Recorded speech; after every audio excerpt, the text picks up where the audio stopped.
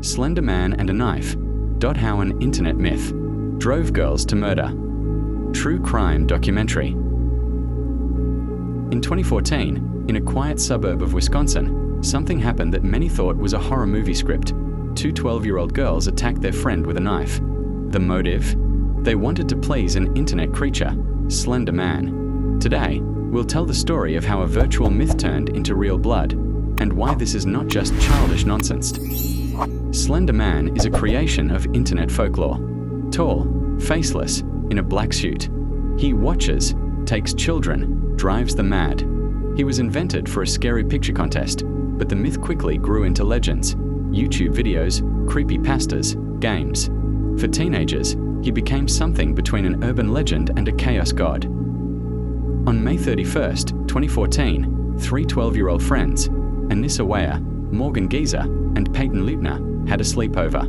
After playing hide-and-seek in the woods, two of them, Anissa and Morgan, took Peyton aside. They stabbed her 19 times and left her for dead. The girl miraculously crawled to the road. She was saved. Show fragments of police interrogations, without faces, a map of the crime scene. During interrogation, the girls calmly explained they wanted to prove their devotion to Slender Man, to become his servants. They believed that if they killed a victim, the monster would accept them into his circle. The world was in shock. Children planned a murder for an internet ghost. Hundreds of pages about Slender Man were found on their computers. Rules: don't look him in the eyes.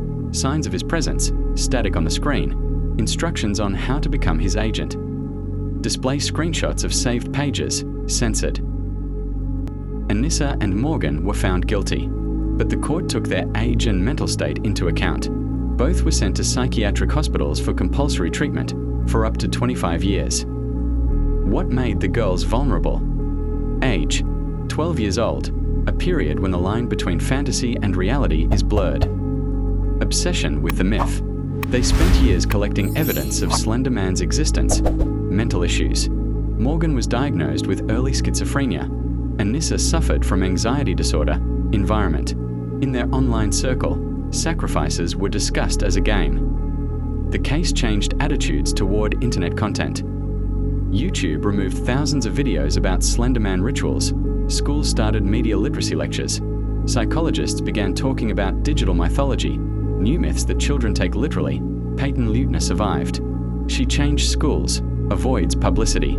Her parents stated, "It's not the girl's fault. It's the fault of what they found online." The Slender Man story isn't about a monster.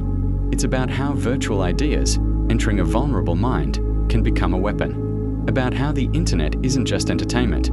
It's a new mythology that requires a critical eye.